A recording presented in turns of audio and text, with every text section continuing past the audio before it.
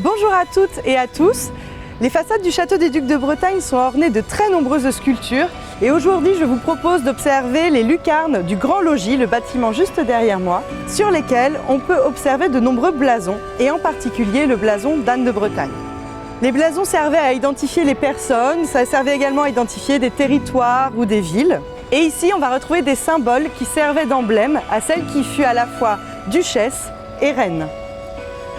On peut y voir une moucheture d'hermine, symbole du duché de Bretagne, la fleur de lys, symbole du royaume de France, une couronne fermée et également un collier de l'ordre de Saint-Michel où l'on retrouve l'archange terrassant le dragon et également des coquilles Saint-Jacques, symbole des pèlerins. On retrouve ce collier sur ce portrait du roi Louis XII qui fut le deuxième mari d'Anne de Bretagne.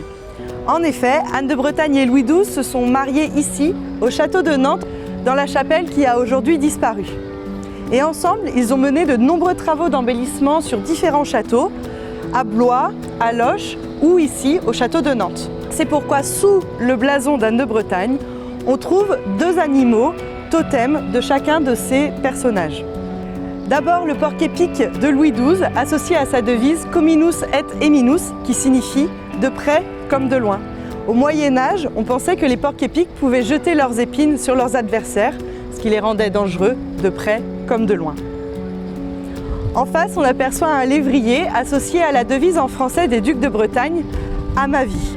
L'animal totem d'Anne de Bretagne est l'hermine, comme on peut le retrouver sur de nombreux documents de la fin du Moyen-Âge. Mais ici, c'est un lévrier, un chien de chasse très apprécié dans les cours seigneuriales, qui a été sculpté à la fin du XIXe siècle lors de restauration. Si vous passez par Nantes, n'hésitez pas à entrer dans la cour et à venir observer les sculptures du château et en levant les yeux, à chercher les différents animaux et les différents symboles dont nous avons pu parler ensemble.